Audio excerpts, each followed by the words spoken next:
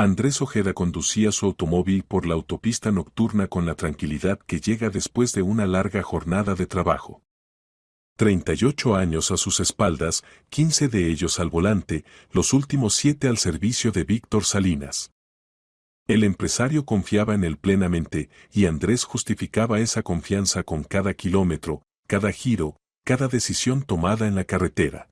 El día de hoy había sido tenso.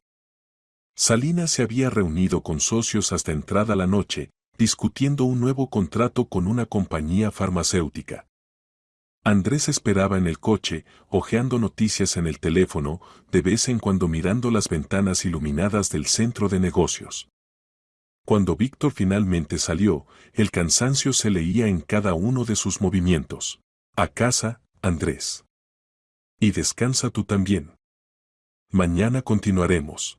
Andrés asintió, dejó a su jefe en la mansión de la urbanización exclusiva y se dirigió a su casa. El trayecto tomaba unos 45 minutos, si se conducía tranquilamente, sin prisa. La autopista a esta hora se vaciaba, solo ocasionalmente se cruzaban camiones y algún que otro coche. Las farolas a lo largo del camino parpadeaban tenuemente, creando una sensación de soledad. Andrés encendió la radio, una suave melodía de jazz que le ayudaba a relajarse después del día de trabajo.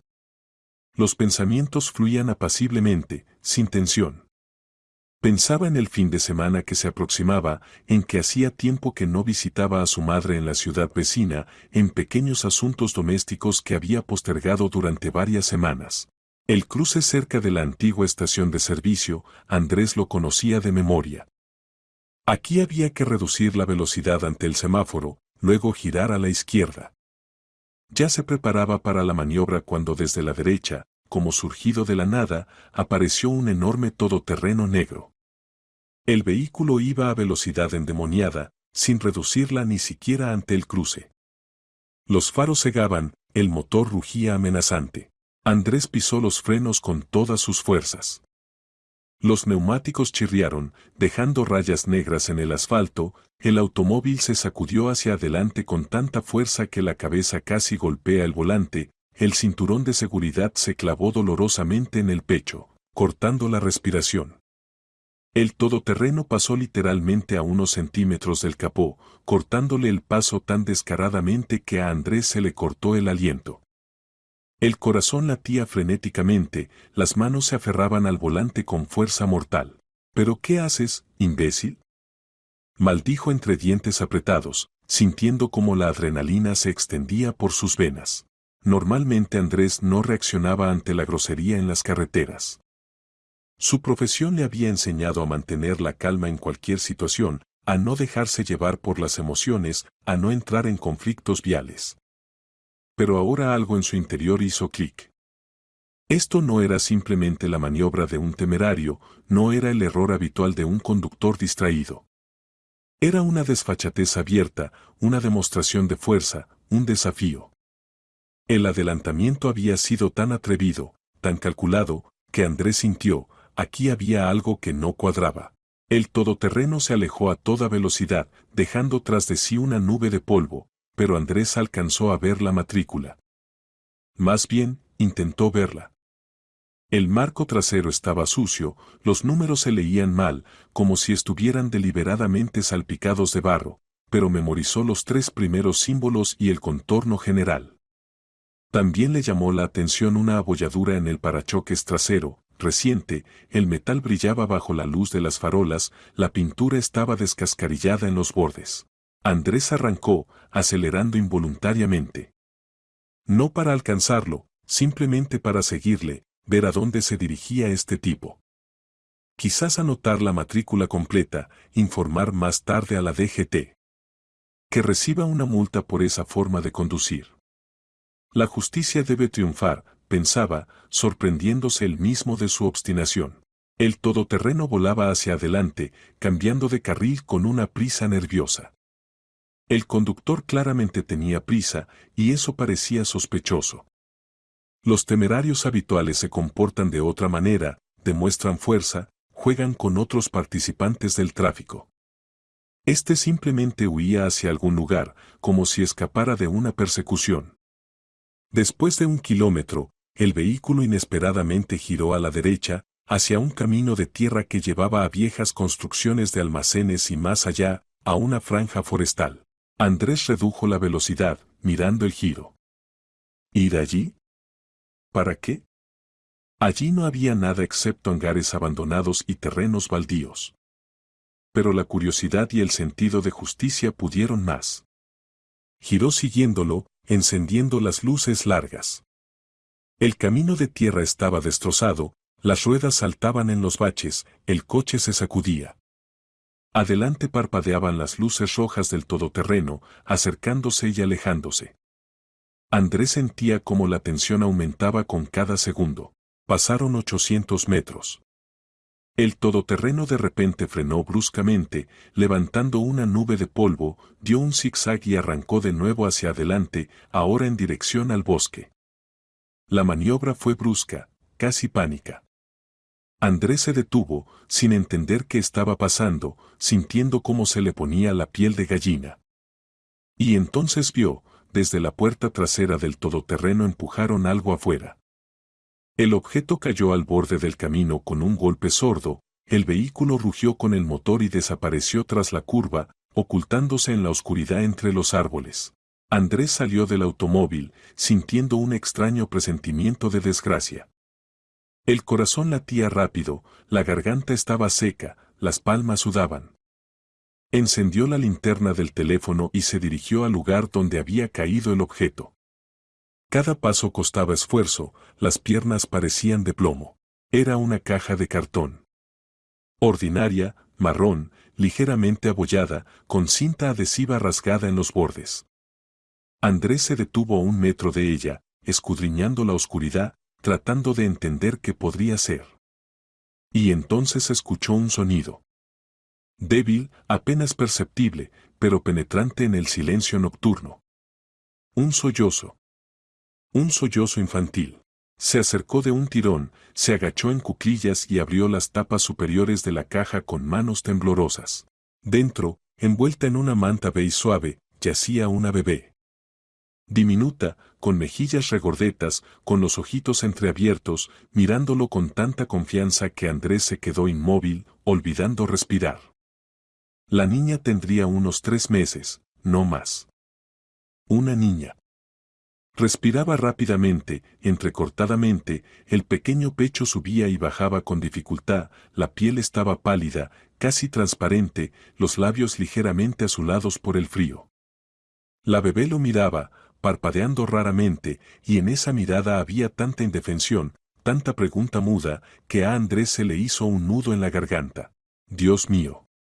Exhaló Andrés, tocando cuidadosamente la manta, sintiendo cómo las manos comenzaban a temblar. La bebé se movió, sollozó débilmente, pero no lloró. Estaba demasiado agotada, demasiado hipotérmica, pero viva. Viva. Es un milagro, comprendió Andrés, es un verdadero milagro. Andrés se quitó la chaqueta, sin prestar atención al viento frío, envolvió a la niña sobre la manta, levantó cuidadosamente la caja y la llevó al coche. La apretaba contra sí, temiendo dejarla caer. En su cabeza pasaban fragmentos de pensamientos, ¿quién pudo hacer esto? ¿Para qué? ¿Por qué aquí, en este camino? ¿Cómo se puede tirar a una niña como se tira basura? Colocó la caja en el asiento trasero con el máximo cuidado, encendió la calefacción del habitáculo a máxima potencia y sacó el teléfono. Los dedos marcaban el número de servicios de emergencia casi automáticamente, pero cada dígito costaba esfuerzo, las manos no obedecían. Emergencias, le escucho. Necesito una ambulancia. Urgente. He encontrado a una niña, abandonada en el camino. Una niña, de unos 3 meses, hipotérmica, respira con dificultad. Mi ubicación. Dictó las coordenadas, tratando de hablar claramente, luego llamó a la policía. El oficial de guardia lo escuchó atentamente, aclaró detalles, le pidió que permaneciera en el lugar y no tocara posibles evidencias en la caja. Andrés se sentó en el coche, se volvió hacia la bebé.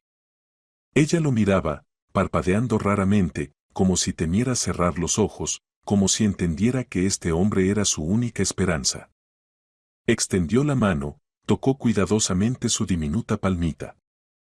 Los deditos estaban fríos, completamente diminutos, indefensos. Todo estará bien, pequeña, susurró, sintiendo cómo se le encogía el corazón. Todo estará bien. Te lo prometo. Sobrevivirás. Debes sobrevivir. La ambulancia llegó en 15 minutos, pero a Andrés le parecieron una eternidad. Detrás, un coche patrulla con sirenas. Los médicos examinaron rápidamente a la niña, comprobaron el pulso, la respiración, la temperatura, la envolvieron en mantas calientes, conectaron una mascarilla de oxígeno a la diminuta carita. Hipotermia de grado medio, pero no hay estado crítico, dijo el paramédico mayor, ajustándose las gafas y mirando atentamente el monitor. Tuvo suerte de que la encontrara. Una hora más en el frío, y podría haber sido demasiado tarde. Simplemente no habría sobrevivido. Andrés asintió, sin poder hablar. El alivio se mezcló con la furia. Alguien condenó intencionadamente a este ser indefenso a la muerte. Alguien arrojó fríamente a la bebé como una cosa innecesaria. Los policías comenzaron a inspeccionar el área, colocando conos, tomando fotografías, recogiendo muestras del suelo. Uno de ellos, un sargento joven con gafas, se acercó a Andrés con una libreta. Cuénteme todo en orden. Cada detalle. Es muy importante. Andrés relató sobre el adelantamiento en el cruce, la persecución, la maniobra brusca del todoterreno, la caja arrojada. Describió el vehículo con el máximo detalle, mencionó los números de la matrícula que recordaba, mencionó la abolladura en el parachoques, incluso las manchas de barro en el marco de la matrícula. El sargento anotaba todo, asintiendo, luego sacó la radio y transmitió la descripción al oficial de guardia. Su voz era tensa, profesional. 40 minutos después llegó el investigador. El coronel Olegario Moreno, un hombre de unos 50 años, con cabello canoso y mirada experimentada de operativo, de quien era imposible esconderse. Escuchó a Andrés en silencio, luego examinó la caja que los expertos ya habían comenzado a estudiar, haciendo anotaciones, fotografiando cada centímetro. Hay rastros en la caja, informó la criminalista, una mujer baja en traje protector y guantes de goma. Cinta adhesiva rasgada, arañazos de un objeto metálico, posiblemente joyas o reloj. Y huellas dactilares. Parciales, pero bastante claras. Moreno asintió, se volvió hacia Andrés, mirándolo con atención. ¿Estuvo aquí por casualidad? Sí. Regresaba a casa después del trabajo. Simplemente iba por mi ruta habitual. ¿Dónde trabaja? Conductor. Para Víctor Salinas.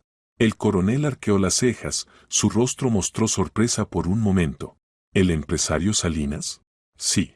Moreno reflexionó, luego con un gesto llamó al sargento, le dijo algo en voz baja. El sargento asintió y se alejó, sacando el teléfono. Es libre, Ojeda, dijo el coronel después de una pausa. Pero mañana por la mañana venga a la comisaría. Necesitaremos aclarar detalles, hacer un retrato robot del conductor, si lo vio. Lo vi. Vagamente, a la luz de los faros, pero lo vi. Excelente. Lo esperamos a las 9 de la mañana. No llegue tarde. Andrés asintió, se sentó en el coche y condujo a casa. Pero no pudo dormir. Yacía en la oscuridad del dormitorio, recordando los ojos de la bebé, su respiración tranquila, los deditos fríos, la mirada confiada. ¿Quién pudo hacer eso con una niña?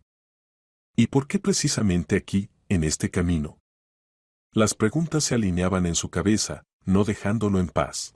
Por la mañana, exactamente a las 9, Andrés estaba en la comisaría de policía.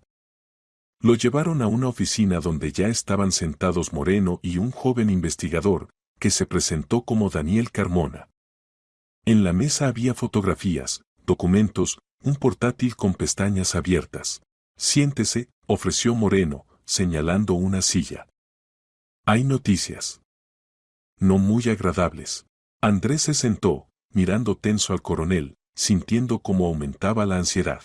Ayer por la noche, aproximadamente a la misma hora en que encontró el todoterreno, se cometió un secuestro de una niña, comenzó Moreno lentamente, sopesando cada palabra. De una casa vigilada en una urbanización exclusiva. Una niña de 3 meses llamada Lie. Hija de un empresario extranjero que llegó a España para negociaciones de negocios. Negociaciones muy importantes. Andrés se quedó helado, sintiendo como la sangre se retiraba de su rostro. Esa bebé. ¿Es ella? La descripción coincide completamente. El análisis de ADN aún está en curso, pero estamos casi seguros al 99%. Encontró a una niña secuestrada, Ojeda. Le salvó la vida. ¿Pero por qué tirarla? No entendió Andrés, sintiendo como todo daba vueltas en su interior. Si la secuestraron por un rescate. Esa es precisamente la cuestión, intervino Carmona, inclinándose hacia adelante. La lógica se rompe. El secuestro fue cuidadosamente planeado, neutralizaron a la seguridad profesionalmente, sin ruido. Pero luego, pánico, prisa, arrojan a la niña en el camino. Algo salió mal. Algo los asustó. Moreno asintió. Posiblemente, la persecución comenzó más rápido de lo que esperaban. O comprendieron que los estaban identificando. La niña se convirtió en una carga, se deshicieron de ella. Pero no la mataron, eso es importante. Monstruos, susurró Andrés entre dientes. De acuerdo, respondió secamente el coronel. Pero ahora necesitamos su ayuda. Hagamos un retrato robot del conductor. Cada detalle puede ser importante. Las siguientes 2 horas Andrés las pasó recordando detalles. El rostro del conductor lo había visto vagamente, a la luz de los faros y las farolas, pero recordaba algo: mandíbula cuadrada, corte de pelo corto, constitución masiva, hombros anchos. Carmona trabajaba con el programa, seleccionando rasgos, corrigiendo según las palabras de Andrés, cambiando pacientemente los detalles. ¿Así? Preguntó, girando el monitor. Andrés miró fijamente. Sí, parecido. Rostro tosco, mirada pesada, pómulos anchos, nariz corta. Sí. Aproximadamente así. Muy parecido. Carmona asintió, guardó el archivo, lo envió a la base de datos. Después de unos minutos, el sistema dio una coincidencia con una probabilidad del 87%. Íñigo Burgos, leyó Carmona de la pantalla. 36 años. Detenido varias veces por gamberrismo, peleas, conducir ebrio, causar lesiones corporales. Última condena, hace 3 años, sentencia suspendida. Ahora trabaja. No está claro dónde. Oficialmente no figura en ningún sitio. Vive en un apartamento alquilado.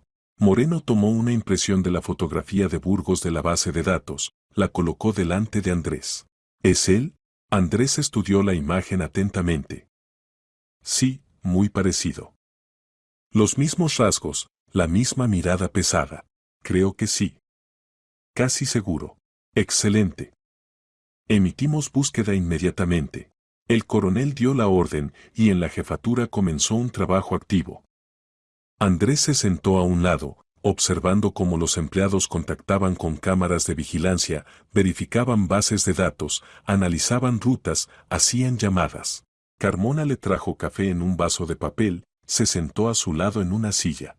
Hizo bien, Ojeda. No tuvo miedo, no pasó de largo. Eso vale mucho. ¿Y cómo podría ser de otra manera?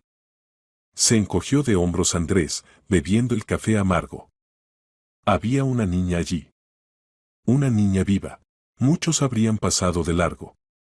Créame, por mi experiencia. La gente teme los problemas, no quiere verse involucrada con la policía, con testimonios, con juicios. Es más fácil no darse cuenta. Andrés guardó silencio, bebiendo café. Llamaron a la puerta de la oficina, entró una mujer en bata blanca, la experta criminalista Isabel Melcher. Olegario, resultados del examen preliminar de la caja, dijo, extendiendo una carpeta con documentos. Moreno tomó los documentos, comenzó a leer. Su rostro se volvía cada vez más sombrío con cada línea. ¿Qué hay? No aguantó Carmona. Huella parcial de dedo, pronunció lentamente Moreno, levantando la mirada. Coincide con la base de datos. Una persona considerada desaparecida hace 5 años. Efraín Rubio, 40 años, químico. Desapareció en circunstancias no esclarecidas, fue declarado en búsqueda, luego cerraron el caso, reconociéndolo como fallecido. ¿Pero está vivo? No entendió Carmona, frunciendo el ceño. Parece que sí. O estuvo vivo hace muy poco. La huella es reciente, no más de un día. Esto lo cambia todo, murmuró Carmona, frotándose el mentón. Moreno asintió, sacó el teléfono, marcó un número. ¿Es Svetlana? Moreno. Necesito un informe completo sobre el caso de Efraín Rubio. Sí, ese mismo. Hace 5 años. Todo lo que haya en los archivos. Urgente. Colgó el teléfono, recorrió la oficina con la mirada, deteniéndola en Andrés. El caso se complica. Esto no es simplemente un secuestro con fines de rescate. Aquí hay algo más. Mucho más. Andrés sintió como un escalofrío recorría su espalda. Comprendió, lo que comenzó anoche en el camino oscuro era solo la punta del iceberg. Debajo se escondía algo terrible, enredado, peligroso. Toda una red de crímenes, conectados por hilos invisibles. Y él, sin desearlo, se encontró en el centro mismo de esta historia. Ahora no había vuelta atrás. El coronel Moreno convocó una reunión operativa a las 2 de la tarde. En la sala de conferencias se reunieron todos los que estaban involucrados en la investigación, el investigador Carmona, la experta Melchor, varios operativos del Departamento de Lucha contra el Crimen Organizado, un representante del CNI, un hombre silencioso en traje estricto que no dio su nombre. A Andrés le propusieron quedarse. Moreno lo explicó así, siendo el testigo principal y habiéndose visto involucrado accidentalmente en el caso, que sepa con qué se ha encontrado. Andrés aceptó, aunque por dentro crecía la inquietud. En la gran pantalla apareció la fotografía de un hombre de aspecto asiático, rostro severo, ojos oscuros atentos, traje caro. Adam Len, comenzó Moreno. 44 años, ciudadano de Singapur. Posee un gran paquete de acciones de una corporación farmacéutica especializada en el desarrollo de medicamentos raros. Llegó a España hace 3 días para participar en negociaciones cerradas sobre la producción conjunta de un nuevo medicamento para una enfermedad genética rara. El medicamento promete ser un avance, el beneficio potencial son miles de millones de dólares. La siguiente diapositiva, fotografía de una mujer, joven, con cabello oscuro y ojos tristes. Sarah Len, 32 años, esposa de Adam. Vino junto con su marido y su hija de 3 meses, Lie. Ayer por la noche, alrededor de las 8, cuando Adam estaba en una reunión en el centro de negocios, 2 desconocidos con máscaras irrumpieron en la casa alquilada. Aturdieron al guardia con una descarga eléctrica, ataron a la niñera y la encerraron en un cuarto auxiliar. Sara en ese momento estaba en el baño del segundo piso. Al oír ruido, bajó y vio como uno de los criminales sacaba a Lie del cuarto infantil. Sara intentó detenerlos, pero la empujaron, cayó, se golpeó la cabeza con el borde de la mesa. Mientras volvía en sí, los criminales desaparecieron. Andrés escuchaba, imaginando con horror a esta mujer, su miedo, su impotencia. Una madre que no pudo proteger a su hijo. Llamaron urgentemente a Adam, continuó Moreno. Llegó en 20 minutos. Para entonces la policía ya estaba en el lugar. Declararon plan de interceptación, levantaron todos los puestos, comenzaron a revisar las cámaras de vigilancia. Y esto es lo que descubrimos. En la pantalla apareció una grabación de cámara de vigilancia. Cruce, hora vespertina, los coches se mueven pausadamente. Luego irrumpe en el cuadro un todoterreno negro, corta bruscamente el paso al coche de Andrés, y sigue adelante. Esto es 10 minutos antes de que girara al camino de tierra, explicó Carmona. ¿Ve la matrícula? Andrés miró fijamente. La placa era visible claramente, pero los números parecían extraños, demasiado brillantes, antinaturales. Falsa, dijo Moreno. Marco con números intercambiables. Los usan profesionales para confundir rastros. Pero encontramos 2 cámaras más que captaron este todoterreno antes. En una de las grabaciones se ve cómo el vehículo sale del distrito donde está la casa de la familia Lin. El tiempo coincide. Entonces, son definitivamente ellos, dijo uno de los operativos. Sin duda. La marca está establecida, Toyota Land Cruiser, negro, modelo de hace 8 años. Abolladura en el parachoques trasero. Por la base verificamos todos los vehículos similares en la ciudad y la provincia. Salieron varios propietarios, pero la mayoría de las coartadas fueron confirmadas. Quedó un sospechoso, Íñigo Burgos. Su todoterreno figura en búsqueda desde el año pasado por falta de pago de multas. Último lugar de registro, un garaje privado en las afueras. ¿Fuimos allí?, preguntó Carmona. Ya lo verificamos, respondió Moreno. El garaje está vacío. Los vecinos dicen que Burgos apareció allí hace un mes, luego desapareció. Pero hay una pista. Uno de los testigos vio a Burgos hablando con un hombre de mediana edad, corpulento, con chaqueta cara. La descripción coincide con Máximo Torres. En la pantalla apareció una nueva fotografía. Un hombre de unos 40 años, con rostro redondo, ojos pequeños y sonrisa complaciente. Máximo Torres, 41 años, presentó Moreno. Empresario criminal. Oficialmente posee varios talleres mecánicos y una empresa de construcción. Extraoficialmente, está conectado con negocios en la sombra, contrabando, lavado de dinero. Fue acusado 3 veces, pero los casos se desmoronaron por falta de pruebas o desaparición de testigos. Muy cauteloso, muy peligroso. ¿Cree que es el organizador?, preguntó el representante del CNI, dando voz por primera vez. Creo que sí. Torres no trabaja solo. Tiene una red de ejecutores, conexiones en diferentes esferas.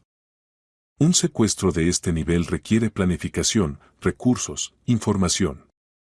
Alguien informó a los criminales dónde se alojaba la familia Lin, cuál era el horario del día, cuando la seguridad era más débil. Filtración de información, asintió el representante del CNI. Verificamos a todos los que tuvieron acceso a los datos sobre la visita de Lin. Por ahora no hay sospechas, pero el trabajo continúa. Moreno miró a Andrés. Y ahora lo más extraño. ¿Para qué tirar a la niña? Si el objetivo es el rescate, la bebé era su principal carta. Si el objetivo es presionar a Lin para que firme un contrato desfavorable o rechace el acuerdo, la niña debería haber permanecido con los secuestradores. Pero se deshicieron de ella. ¿Por qué? Andrés reflexionó, luego dijo con cautela. ¿Quizás se asustaron? ¿Comprendieron que los perseguían y decidieron deshacerse de la niña? Posible, concordó Carmona. Pero entonces, ¿por qué no matarla? ¿Para qué dejarla viva? Porque el asesinato de una niña es otro artículo, otro nivel de castigo, intervino Melchor. El secuestro se puede explicar, mitigar. El asesinato de un bebé, no. Es automáticamente cadena perpetua. Lógico, asintió Moreno. Pero hay otra versión. Efraín Rubio. Cambió la diapositiva de nuevo. En la pantalla apareció el rostro de un hombre de unos 40 años, delgado, con ojos inteligentes y sonrisa nerviosa. Efraín Rubio, químico, especialista en preparados farmacéuticos. Trabajaba en un laboratorio de investigación, desarrollaba fórmulas de medicamentos raros. Hace 5 años desapareció. La última vez que lo vieron fue cerca de su apartamento por la noche. Encontraron su coche abandonado en el aparcamiento de un centro comercial. La investigación supuso asesinato, pero no encontraron el cuerpo. Cerraron el caso, reconociendo a Rubio como fallecido. Pero su huella en la caja, recordó Carmona. Exactamente, confirmó Moreno. Lo que nos dice una de 2 cosas, o Rubio está vivo y participa en el crimen, o lo retienen contra su voluntad y lo obligan a trabajar para los criminales. Lo segundo es más probable, observó el representante del CNI. Si Torres está conectado con el negocio farmacéutico, pudo necesitar un químico. Rubio pudo ser secuestrado, retenido en algún lugar, usar sus conocimientos. Y ahora lo involucraron en el secuestro de la niña, añadió Carmona. Quizás incluso intentó ayudar a la bebé. Dejó la huella deliberadamente, como señal. Andrés recordó la caja, la cinta adhesiva rasgada, las señales de prisa. Quizás alguien realmente intentó envolver a la niña para que no se congelara completamente, para que la encontraran. Moreno golpeó con el dedo en la mesa, atrayendo la atención. Entonces, versión, Torres organizó el secuestro para presionar a Lynn. Posiblemente, alguien de los competidores encargó la operación para frustrar el acuerdo u obtener control sobre la fórmula del medicamento. Burgos, ejecutor, conductor. Rubio, posiblemente, rehén que están usando. Pero algo salió mal. La persecución comenzó, o comprendieron que los estaban identificando. Decidieron deshacerse de la niña, pero no matarla, sino simplemente tirarla, esperando que la encontraran o no, ya no les importa. Pero Ojeda la encontró, dijo Carmona, mirando a Andrés. Y ahora ellos saben que la niña está viva, que hay un testigo, que el hilo lleva hacia ellos. Andrés se quedó helado. Es decir, ¿ahora soy un objetivo? Moreno dudó, luego asintió. Posiblemente. Por eso pondremos vigilancia cerca de su casa. Y le pediremos que sea máximamente cuidadoso. Ninguna desviación de la ruta, ningún encuentro con desconocidos. Note algo sospechoso, llame inmediatamente. Andrés asintió, aunque por dentro todo se tensó. Simplemente iba a casa. Simplemente se detuvo junto a la caja. Y ahora su vida se había dado la vuelta. La reunión terminó. Andrés salió del edificio, se sentó en el coche y condujo a su casa. Todo el camino miraba alrededor, verificaba los espejos, escuchaba cada sonido. Pero no notó nada sospechoso. En casa se duchó, intentó comer, pero el bocado no pasaba. Encendió el televisor, las noticias mostraban un reportaje sobre el secuestro. El rostro de Adam Lane, destrozado por el dolor. Sara junto a él, pálida, con ojos rojos. El locutor decía que la niña fue encontrada, está viva, bajo observación médica. La policía lleva una investigación activa. Andrés apagó el televisor. Se acostó en el sofá, cerró los ojos. Pero no se calmó. Ante sus ojos aparecían imágenes, el todoterreno, la caja, los ojos de la bebé, el rostro de Torres en la fotografía. Por la mañana lo despertó una llamada. Carmona. Ojeda, venga. Urgente. Hay noticias. Andrés se vistió en 5 minutos, salió corriendo de casa y corrió a la comisaría. Carmona lo recibió en la entrada, el rostro agitado. Por la noche llegó un correo anónimo. Al correo electrónico de la jefatura.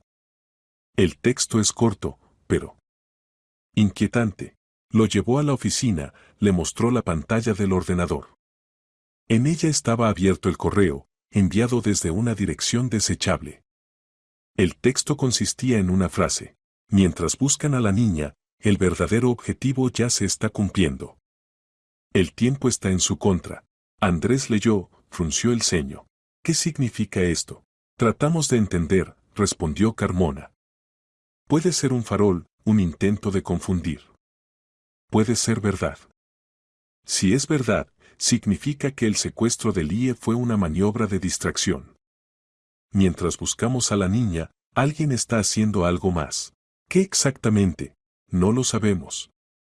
Moreno se está poniendo en contacto con Lynn, averiguando si hay amenazas a su negocio, si hubo intentos de hackeo de cuentas, robo de datos. Verificamos a todos los participantes de las negociaciones. Quizás alguien aprovechó la confusión para robar la fórmula del medicamento o falsificar documentos. Andrés se sentó, frotándose las sienes. La cabeza le dolía terriblemente. Esto se está volviendo demasiado complicado. Sí, acordó Carmona. pero lo desenredaremos. Obligatoriamente. Se abrió la puerta de la oficina, entró un operativo con una carpeta. Daniel, resultados de la verificación del coche de Ojeda.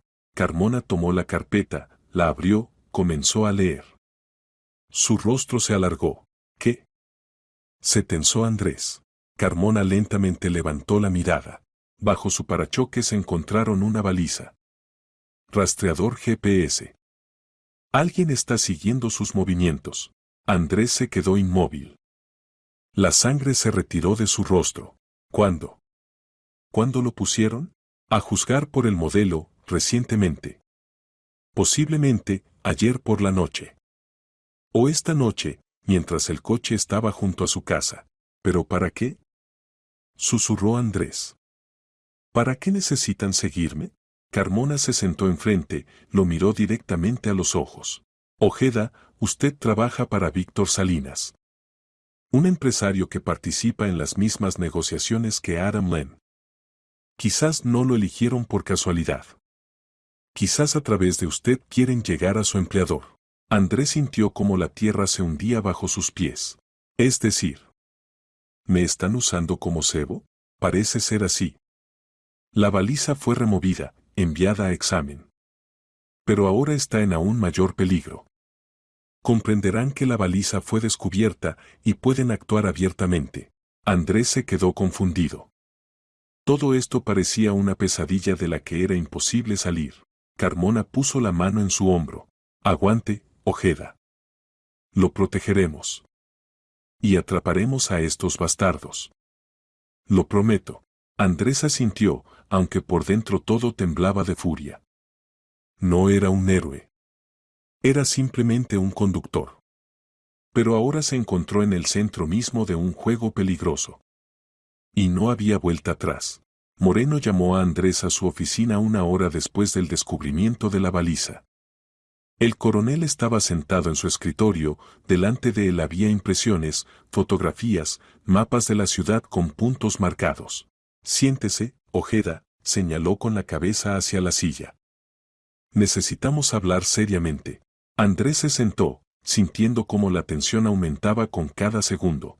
La situación se ha complicado, comenzó Moreno, juntando las manos sobre la mesa. Analizamos todos los datos y llegamos a la conclusión, usted no es una figura casual en esta historia. Lo eligieron específicamente.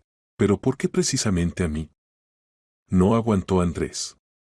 No molesto a nadie, simplemente trabajo como conductor. Precisamente por eso, respondió Moreno. Víctor Salinas participa en negociaciones sobre el preparado farmacéutico junto con Adam Len. Son socios en el acuerdo. Si frustran el contrato con uno, el otro también sufrirá. Al secuestrar a la hija de Lynn, los criminales crearon el caos, distrajeron la atención. Y a través de usted pueden llegar a Salinas, obtener acceso a sus documentos, planes, información. Andrés sintió como el frío se extendía por su cuerpo. ¿Quiere decir que pueden atacar a Víctor? ¿O usarlo como palanca de presión? Imagine, lo secuestran, amenazan su vida y exigen que Salinas les entregue datos confidenciales o rechace el acuerdo. O al contrario, lo obligan a hacer algo bajo amenaza de represalia. No traicionaré a Víctor. Lo sé, dijo Moreno tranquilamente. Pero ellos no lo saben. Lo están comprobando, estudiando, buscando puntos débiles. La baliza es solo el primer paso. Luego vendrán amenazas, intentos de contacto, posiblemente ataque directo. ¿Qué debo hacer? Moreno miró pensativamente a Andrés. Tenemos un plan. Arriesgado, pero puede funcionar. Queremos usarlo como cebo. Andrés se estremeció. ¿Como cebo? Sí. Usted continúa viviendo su vida normal, trabaja, conduce por la ciudad. Pero al mismo tiempo está bajo constante vigilancia de nuestros operativos. Cuando los criminales intenten hacer contacto o atacar, los atraparemos. Rápido, claramente, sin víctimas. ¿Y si algo sale mal? Minimizaremos los riesgos. Llevará un transmisor, cerca siempre habrá un grupo de captura. Ante la menor amenaza intervendremos. Andrés guardó silencio, reflexionando. Era peligroso. Muy peligroso. Pero si rechazaba, los criminales de todos modos llegarían hasta él. O hasta Salinas. De acuerdo, finalmente dijo. Acepto. Moreno asintió con respeto. Es un hombre valiente, Ojeda. Lo apreciamos. Carmona entró en la oficina, sosteniendo en las manos un pequeño dispositivo, un botón negro con un microchip dentro. Este es el transmisor, explicó. Lo coseremos en su chaqueta. Transmite sonido y coordenadas. Radio de acción, 5 kilómetros. La batería dura 3 días. Si algo, presione el centro del botón 2 veces seguidas, es señal de alarma. Andrés tomó el botón, lo giró entre los dedos. Una cosa diminuta, y de ella depende su vida. ¿Cuándo empezamos? Esta noche, respondió Moreno. Llevará documentos a Salinas a su casa de campo. Hora, las 8 de la noche. Lugar alejado, pocos testigos, ideal para un ataque. Difundiremos información a través de un canal verificado para que los criminales se enteren de su viaje. ¿Filtración deliberada? Sí. Filtración controlada. Picarán el anzuelo. Andrés salió de la jefatura con un sentimiento pesado. El botón transmisor ya estaba cosido en su chaqueta por dentro, imperceptiblemente. Se sentó en el coche, arrancó el motor y condujo a casa. Por el camino miró alrededor varias veces, pero no notó nada sospechoso. En casa llamó a Salinas, explicó la situación. Víctor escuchó en silencio, luego suspiró pesadamente. Andrés, no quiero que te arriesgues por mí. Víctor, esto ya no es solo por usted. Secuestraron a una niña. Retienen a una persona como rehén durante 5 años. Hay que detenerlos. Tienes razón. Pero ten cuidado. Si algo, pagaré cualquier protección, cualquier abogado. Eres valioso para mí, Andrés. Gracias, respondió tranquilamente Andrés y colgó. La noche llegó rápidamente. A las 7 Andrés se vistió, verificó el transmisor, tomó la carpeta con documentos supuestamente importantes que entregó Carmona y salió de casa. El coche estaba en el lugar habitual. Se sentó al volante, arrancó el motor y condujo hacia la urbanización de campo donde estaba la casa de Salinas. El camino tomó 40 minutos. La oscuridad se espesaba, las farolas a lo largo de la autopista parpadeaban raramente. Andrés encendió la radio, tratando de distraerse, pero la música no ayudaba. El corazón latía, las palmas sudaban. Giró al camino de tierra que llevaba a la urbanización. Aquí no había cámaras, no había luz, solo la negrura del bosque a los lados. Lugar ideal para una emboscada. Recorrió 1 kilómetro. 2. 3. Nada. Quizás no vendrán. Quizás el plan fracasó. Y entonces adelante, desde detrás de la curva, salió un todoterreno negro. El mismo. Andrés reconoció la abolladura en el parachoques, reconoció la silueta del vehículo. El todoterreno frenó bruscamente, bloqueando el camino. Andrés se detuvo a 10 metros. Las puertas del todoterreno se abrieron, salieron 2 hombres.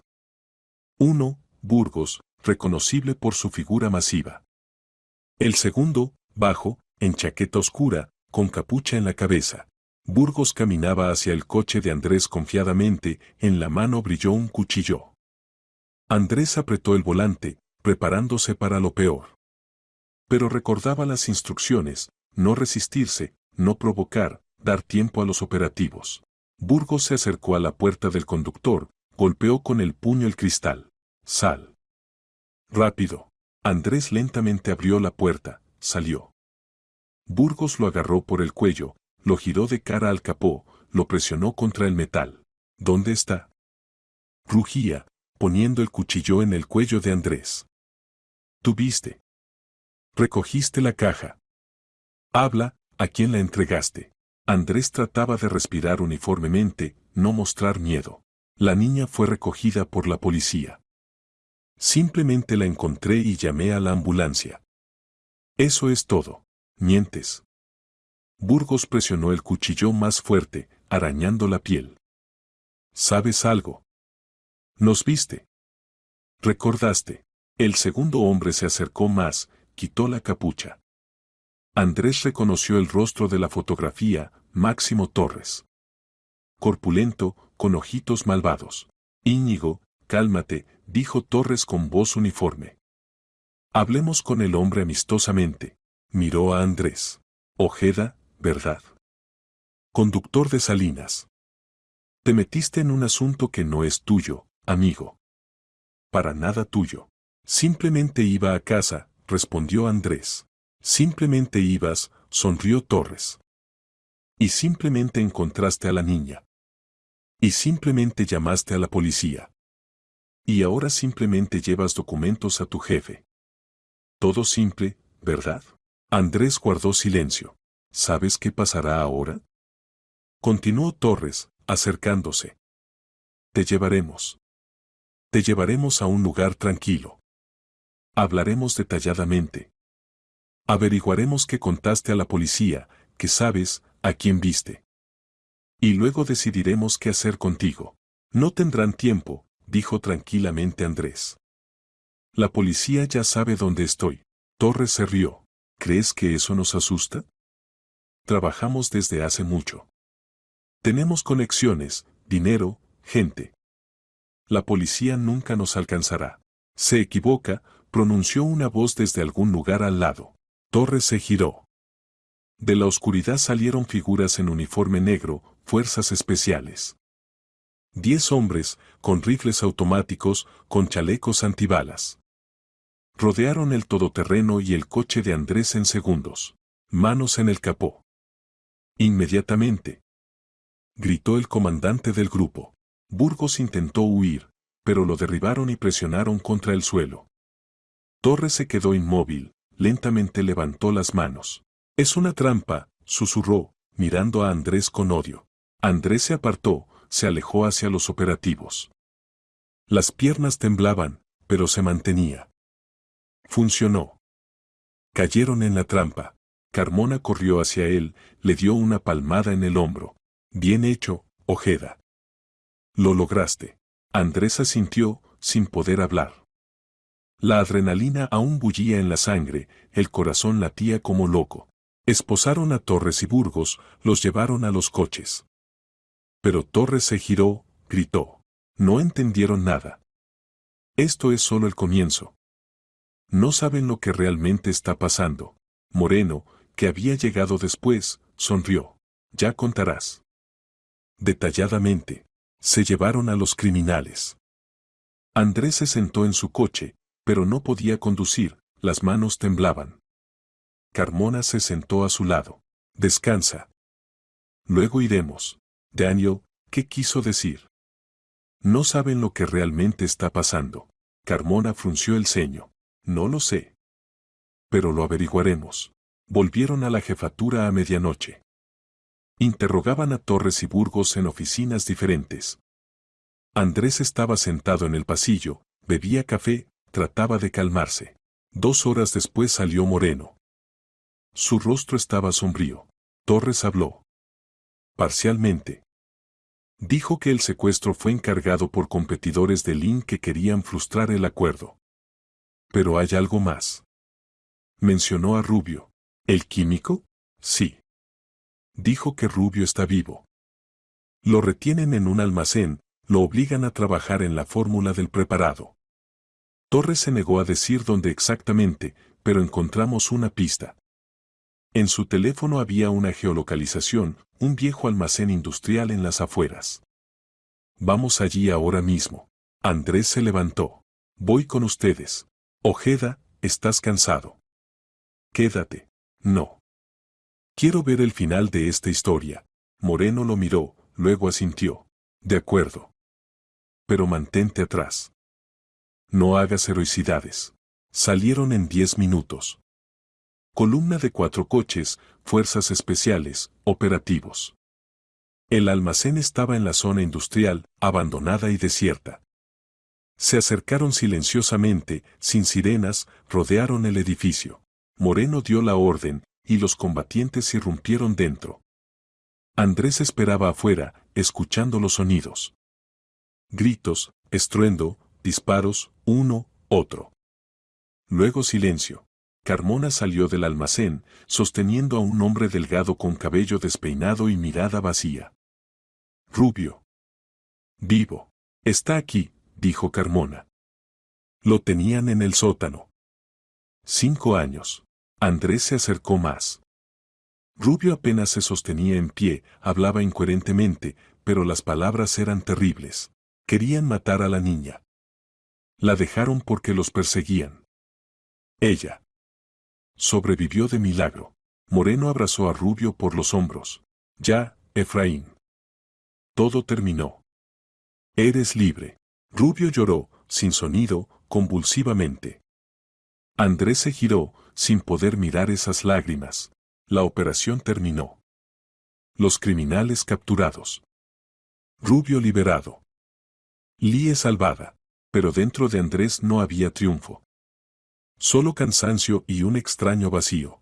Los siguientes días pasaron en constantes interrogatorios, elaboración de protocolos, verificación de evidencias.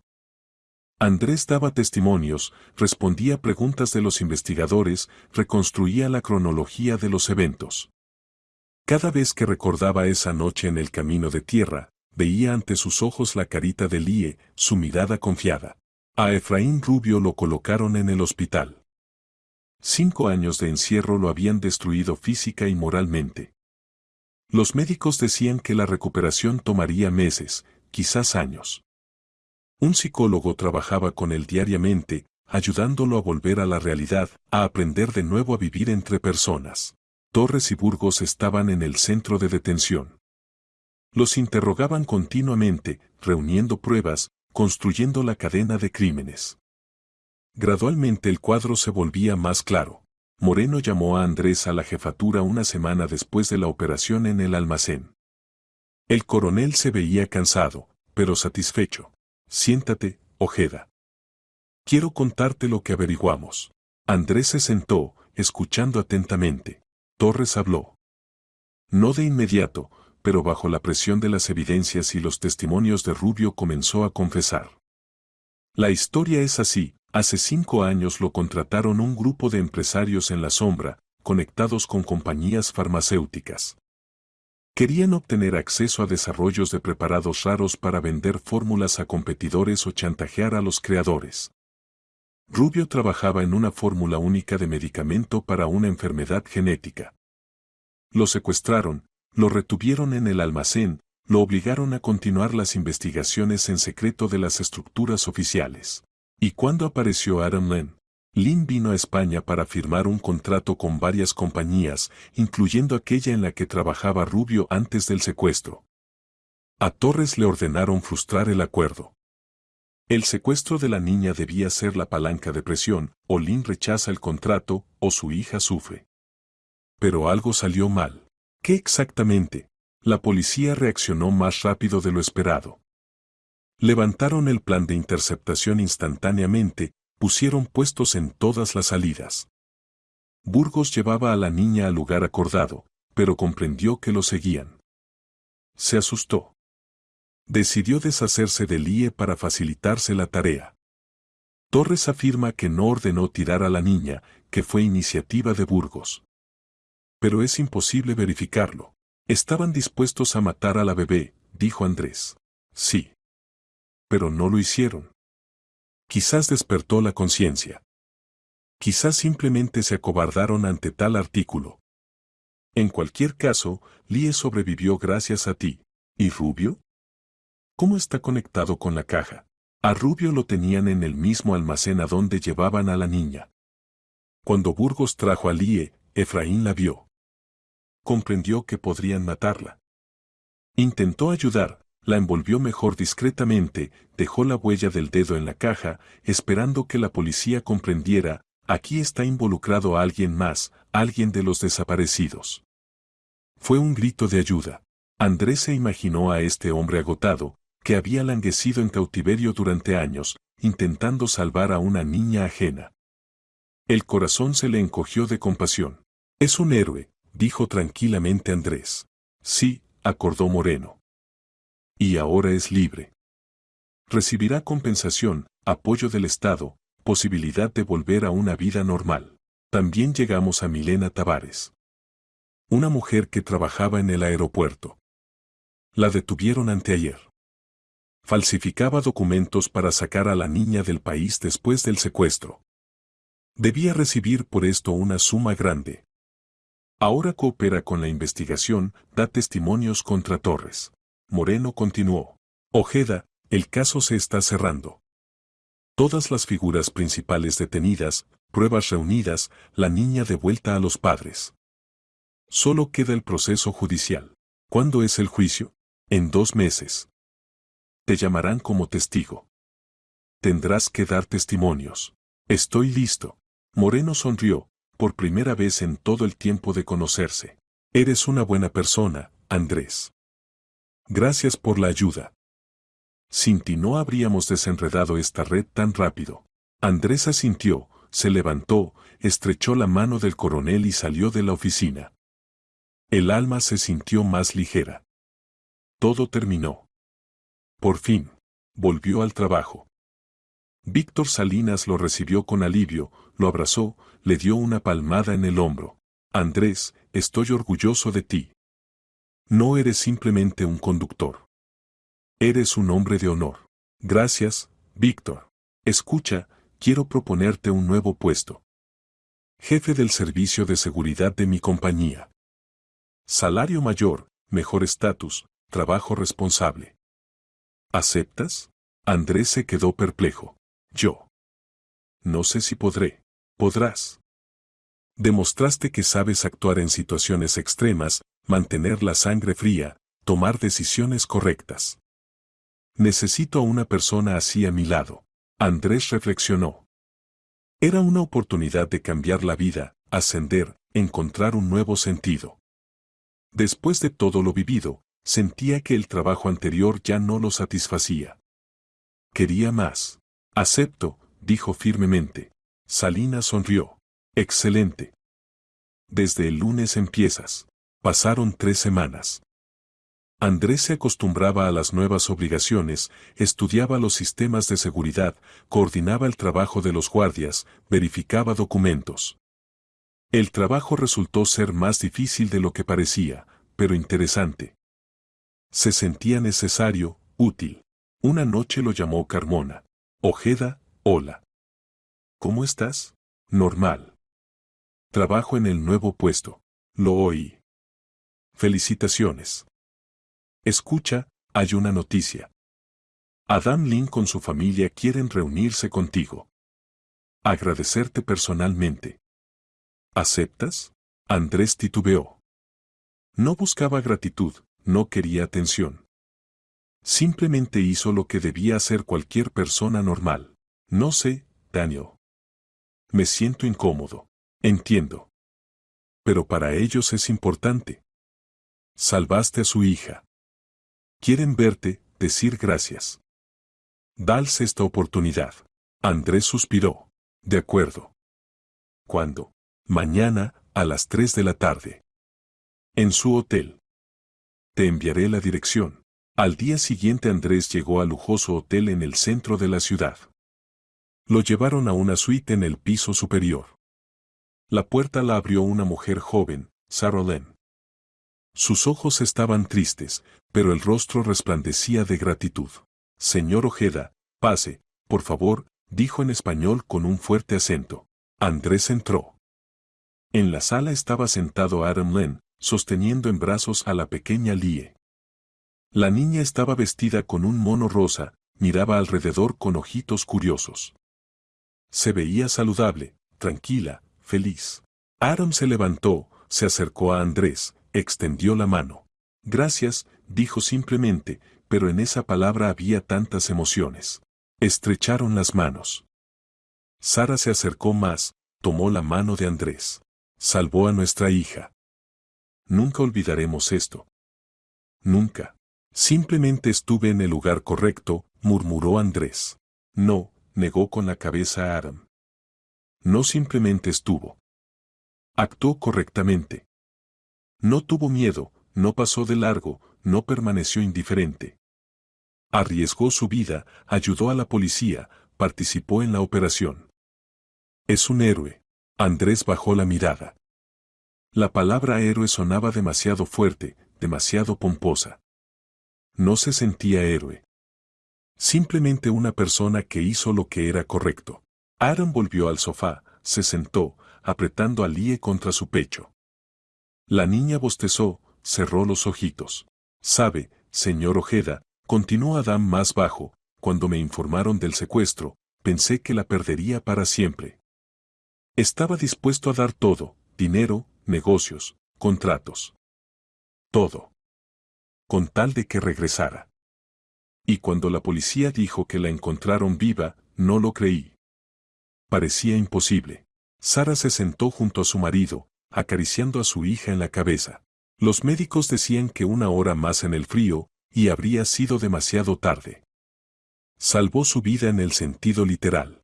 Andrés guardó silencio, sin saber qué responder. Simplemente asintió.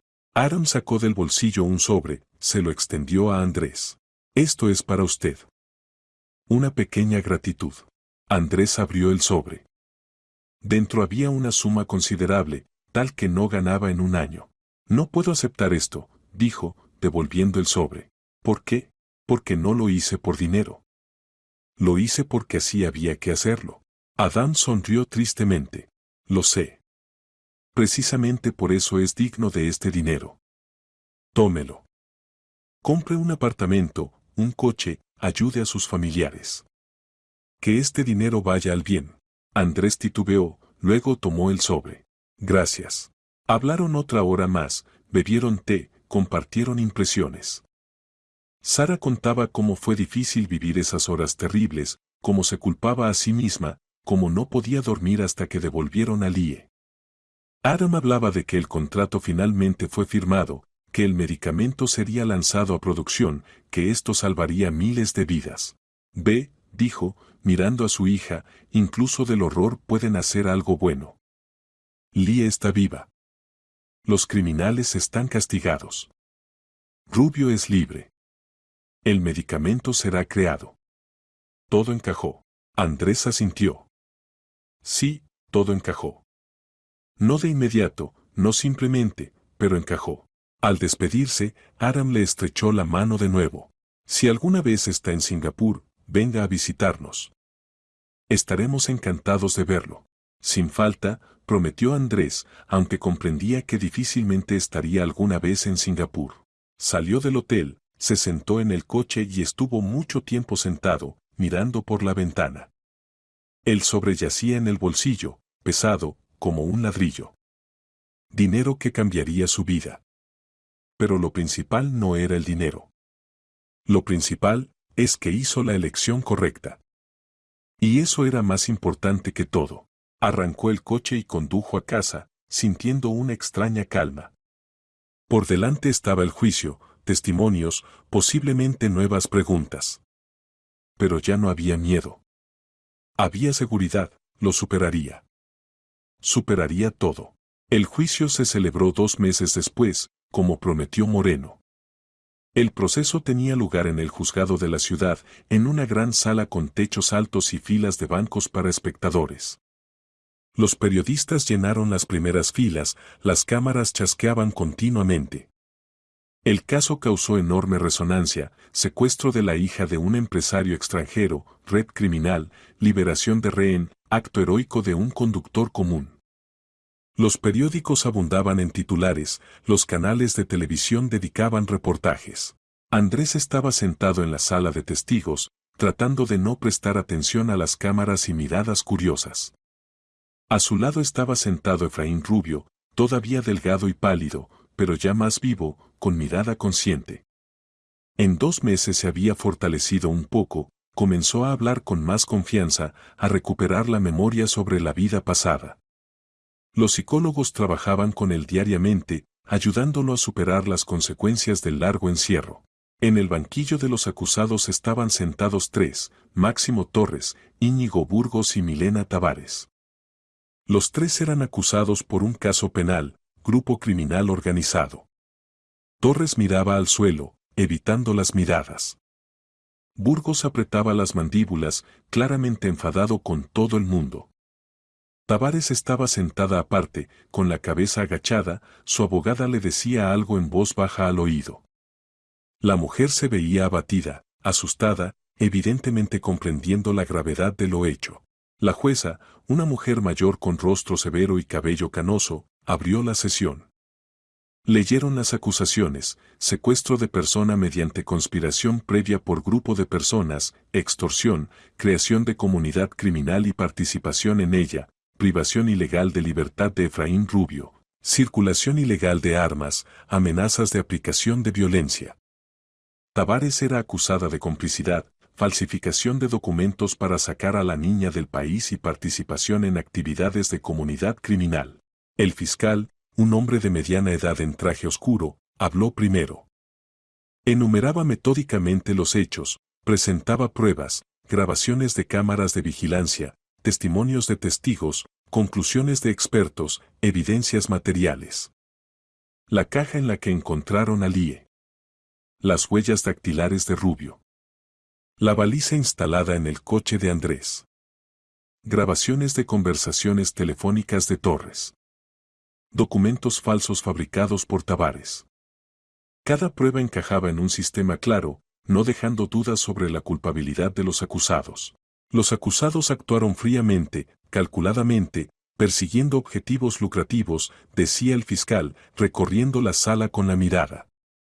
Secuestraron a una niña de 3 meses, la sometieron a peligro mortal, la tiraron en el frío, sin preocuparse por su vida. Retuvieron a una persona inocente en cautiverio durante 5 años, privándolo de libertad, salud, futuro. Amenazaron a un testigo, intentaron intimidarlo, aplicaron violencia. Torres fue el organizador, Burgos, el ejecutor, Tavares aseguró la cobertura documental del crimen. Los 3 son culpables de crear y funcionar una comunidad criminal. Los abogados de los acusados intentaban objetar. El defensor de Torres se refería a la insuficiencia de pruebas directas que lo conectaran con la organización del secuestro. El abogado de Burgos insistía en que su defendido actuó bajo órdenes, bajo presión. La defensora de Tavares subrayaba que su defendida no sabía sobre los objetivos reales de la falsificación de documentos y coopera con la investigación, arrepentida de lo hecho. A Andrés lo llamaron al estrado de testigos a mediados del primer día. Se levantó, pasó a la tribuna. El corazón latía rápido, pero se mantenía calmado, comprendiendo la importancia del momento. El fiscal hacía preguntas, cómo ocurrió el encuentro con el todoterreno, que vio Andrés, cómo encontró la caja, qué hizo después. Andrés respondía claramente, sin emociones innecesarias, tratando de transmitir los hechos con la máxima precisión. Contó sobre el adelantamiento en el cruce, sobre la persecución, sobre cómo vio la caja arrojada, sobre su horror al descubrir a la niña. «Ciudadano Ojeda, ¿tuvo miedo cuando descubrió a la niña?», preguntó el fiscal. Sí. Pero el miedo pasó rápidamente. Lo principal era salvar a la niña. Era tan pequeña, indefensa. No podía simplemente irme. ¿Comprendía que podría convertirse en objetivo de los criminales? No de inmediato. Pero cuando comprendí, de todos modos continué ayudando a la policía. Porque era lo correcto. No se podía permitir que estas personas quedaran impunes. El abogado de Torres intentó desacreditar el testimonio de Andrés, haciendo preguntas capciosas. No pudo haberse equivocado en la descripción del vehículo, ¿está seguro de los detalles? ¿No tenía motivos para inculpar a su defendido? Andrés respondía calmadamente, sin ceder a las provocaciones. Recordaba cada detalle de esa noche demasiado claramente como para dudar de sus palabras. La jueza interrumpió al abogado. Suficiente. El testigo dio testimonios exhaustivos. Pasemos al siguiente testigo. Andrés volvió a su lugar, sintiendo alivio. Lo más difícil había pasado. Las manos dejaron de temblar, la respiración se niveló. Al día siguiente llamaron a Efraín Rubio. Caminaba hacia la tribuna lentamente, apoyándose en un bastón. Los médicos le permitieron participar en el proceso, pero advirtieron no esforzarse. Cada paso le costaba esfuerzo, El cuerpo aún no se había recuperado de los largos años de encierro. Rubio contaba una historia terrible, como lo secuestraron hace 5 años justo cerca de su casa, lo aturdieron, lo llevaron al almacén. Como lo obligaban a trabajar en fórmulas, amenazando con represalias. Como intentó escapar, pero lo atrapaban y castigaban. Como gradualmente perdió la cuenta del tiempo, olvidó las caras de sus seres queridos, dejó de tener esperanza. Como perdió la fe en el rescate, se resignó al destino de cautivo, pensando que moriría en ese sótano. Cuando vi a esa bebé, decía Rubio, tragando lágrimas, comprendí que no podía permitir su muerte. Ya había perdido mi vida. Pero ella todavía podía vivir. Hice todo lo que pude, la envolví más cálidamente, dejé mi huella en la caja, esperando que la policía me encontrara a través de esto. Era mi última oportunidad. Y me encontraron. La sala escuchaba en completo silencio. Incluso los periodistas dejaron de hacer clic con las cámaras. Algunas mujeres en la sala se secaban las lágrimas. La historia de Rubio calaba hasta los huesos, 5 años de vida robados por criminales despiadados. El abogado de Burgos intentó objetar. Ciudadano Rubio, usted afirma que mi defendido participó en su retención. ¿Pero hay pruebas directas? ¿Quizás se equivoca? Rubio lentamente giró la cabeza, miró a Burgos con mirada larga y pesada. Lo vi docenas de veces. Traía comida, vigilaba el almacén, me golpeaba cuando me negaba a trabajar. Estaba allí casi cada semana. Memoricé su rostro para siempre. Cada rasgo. Cada cicatriz. Es imposible olvidarlo. Burgos se estremeció, quiso gritar algo, pero el escolta lo retuvo, ordenándole sentarse. Luego llamaron a Adam y Sarah Lynn. Adam se mantenía con dignidad, respondiendo a las preguntas del fiscal clara y brevemente. Sara apenas se contenía. Lloraba, contando sobre esas horas terribles de incertidumbre, cuando no sabía si su bebé estaba viva, cuando cada minuto parecía una eternidad, cuando se culpaba a sí misma por no haber protegido a su hija. Pensé que me volvería loca, decía Sara entre lágrimas. No podía comer ni dormir. Simplemente esperaba. Oraba. Tenía esperanza. Y cuando la policía informó que encontraron a Lie viva, no lo creí. Me parecía que era un sueño, que ahora despertaría y todo resultaría ser mentira. Adam abrazó a su esposa por los hombros, ayudándola a calmarse. La jueza declaró un receso para que Sara pudiera recomponerse. El proceso duró una semana. Cada día traía nuevos testimonios, nuevos detalles. Interrogaron al guardia que estaba de guardia la noche del secuestro y recibió un golpe de descarga eléctrica. Interrogaron a la niñera Astor Dellen, que contó cómo la ataron y encerraron en el cuarto auxiliar, cómo escuchaba el llanto de Lie y no podía hacer nada. Su voz temblaba de dolor y culpa. Escucharon los discursos finales de las partes. El fiscal exigía para Torres 15 años de régimen cerrado, para Burgos 10 años de régimen ordinario, para Tavares 4 años con circunstancias atenuantes. Los abogados pedían clemencia, refiriéndose al arrepentimiento, a que la niña está viva y sana, a la disposición de los acusados de redimir la culpa. La jueza se retiró a deliberar. La sala se congeló en espera. Andrés estaba sentado junto a Rubio, apretándole silenciosamente el hombro.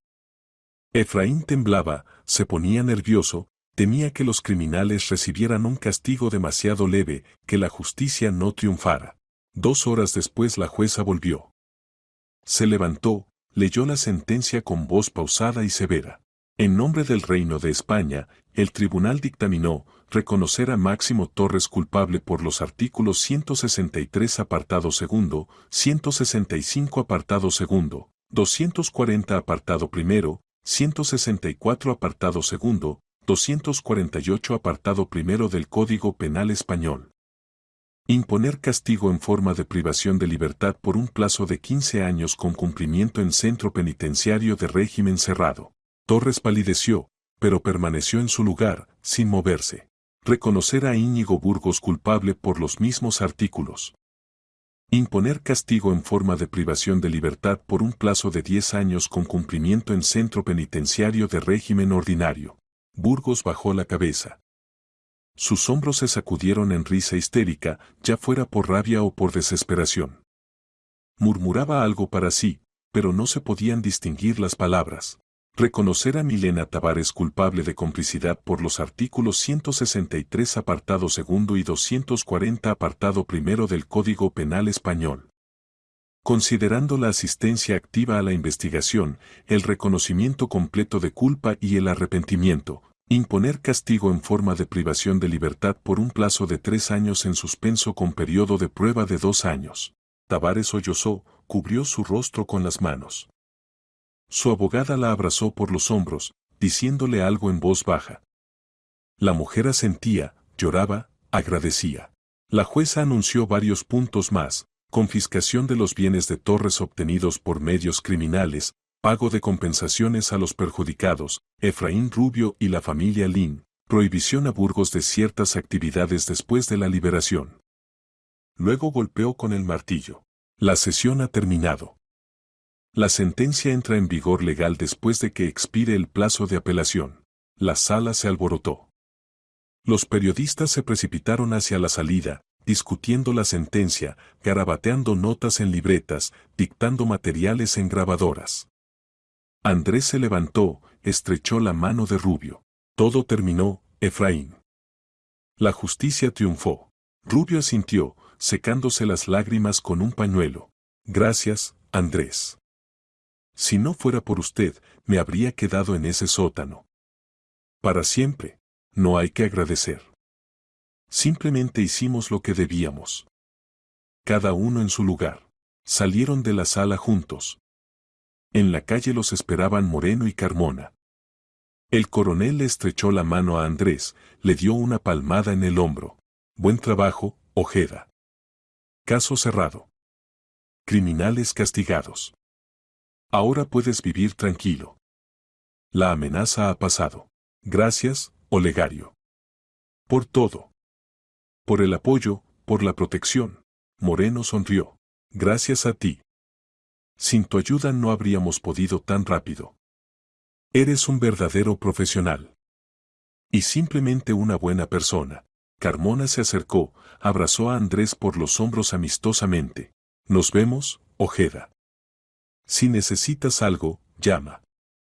Siempre encantado de ayudar. Sin falta, Daniel. Andrés se sentó en el coche y condujo. Primero pasó por casa, se cambió de ropa, tomó té, tratando de calmarse después de la tensión de los últimos días. Luego se dirigió al hospital donde Lie pasaba el último examen antes de la partida. Adam y Sara lo recibieron en el pasillo, lo abrazaron, agradecieron una y otra vez. La bebé dormía en el cochecito, con mejillas rosadas, saludable, viva. Andrés se sentó cerca, tocó cuidadosamente su manita. Lie abrió los ojitos, lo miró y sonrió, con una sonrisa infantil sin dientes, pura. Nos vamos pasado mañana, dijo Adam. Pero nunca lo olvidaremos, Andrés. Se convirtió en parte de nuestra familia. Para siempre. Y yo no los olvidaré, respondió Andrés, mirando a la niña dormida. Cuídenla. Es especial. Salió del hospital, se sentó en el coche y simplemente estuvo sentado varios minutos, mirando por la ventana. Todo terminó. Por fin. Los criminales recibieron su merecido. Rubio es libre y comenzará una nueva vida. Lie fue salvada y volverá a casa con sus padres. La verdad triunfó. Andrés arrancó el motor y condujo al trabajo, sintiendo una extraña calma. Por delante había una nueva vida, trabajo como jefe del servicio de seguridad, nuevas tareas, nuevas oportunidades, nueva responsabilidad. Pasó un año. Andrés estaba de pie junto a la ventana de su nueva oficina en la oficina de Salinas, mirando la ciudad primaveral. Los árboles se cubrieron de verde joven, el sol brillaba intensamente, los transeúntes caminaban por las calles sin chaquetas, la vida volvía a su ritmo habitual. El trabajo como jefe del servicio de seguridad resultó no ser simple, pero interesante. Creó un nuevo sistema de protección de la compañía, entrenó al personal en acciones en situaciones críticas, estableció contactos firmes con los órganos policiales. Víctor confiaba en él completamente, a menudo le consultaba en asuntos importantes, lo invitaba a reuniones cerradas. Andrés sentía que había encontrado su lugar en la vida. En la mesa yacía un sobre con una fotografía. Lee en un vestido rosa con volantes blancos, riendo, extendiendo las manitas hacia el objetivo. Ya tenía más de un año, la carita se había redondeado, los ojitos brillaban de salud y alegría. Sara envió la imagen hace un mes junto con una carta, nuestra niña crece no por días, sino por horas. Ya camina sola. Es tan curiosa, tan viva. Cada vez que la miramos, nos acordamos de usted, Andrés. Gracias porque está con nosotros. Gracias porque podemos ver su sonrisa cada día. Andrés releía esta carta decenas de veces. Le recordaba por qué vale la pena vivir, por qué vale la pena ser humano. Efraín Rubio consiguió trabajo como químico en un gran centro de investigación. Lentamente, paso a paso, volvía a la vida normal. Los psicólogos continuaban trabajando con él, ayudándolo a superar el trauma de 5 años de encierro. Efraín le decía a Andrés que lo más difícil era aprender de nuevo a confiar en las personas, no temer los espacios abiertos, no estremecerse ante cada sonido brusco. Pero lo superaba. A veces se llamaban, se reunían para tomar café en un pequeño café cerca del centro.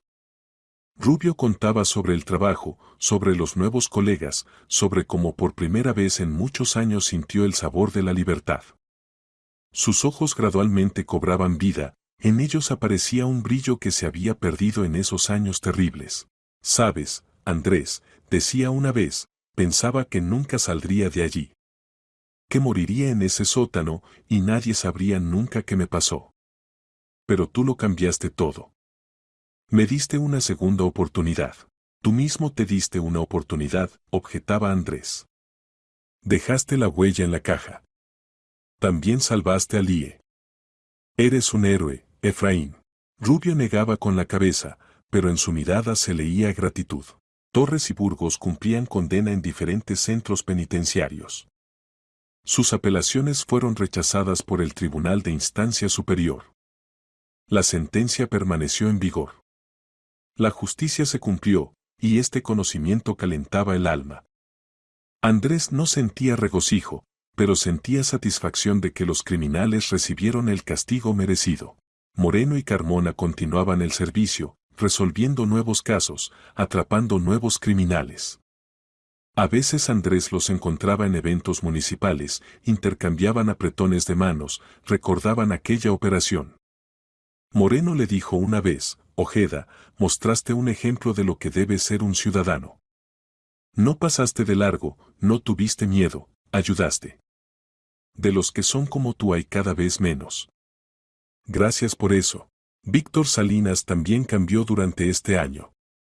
Se volvió más atento con las personas, dedicaba más tiempo a la caridad, ayudaba a orfanatos y refugios.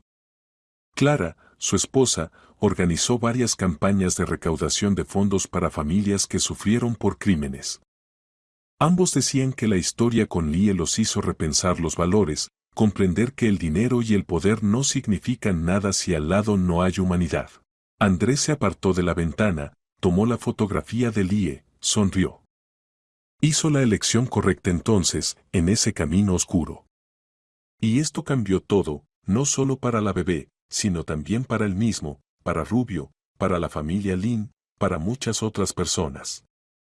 Comprendió lo principal, a veces un acto, una decisión tomada en un momento crítico, puede salvar una vida y cambiar los destinos de muchas personas. Solo hay que no pasar de largo. Hay que seguir siendo humano, a pesar de todo.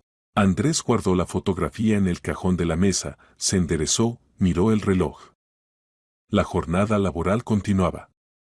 Por delante había nuevas tareas, nuevos desafíos. Pero ahora sabía con seguridad, pase lo que pase, siempre hará la elección correcta, porque así actúan las personas.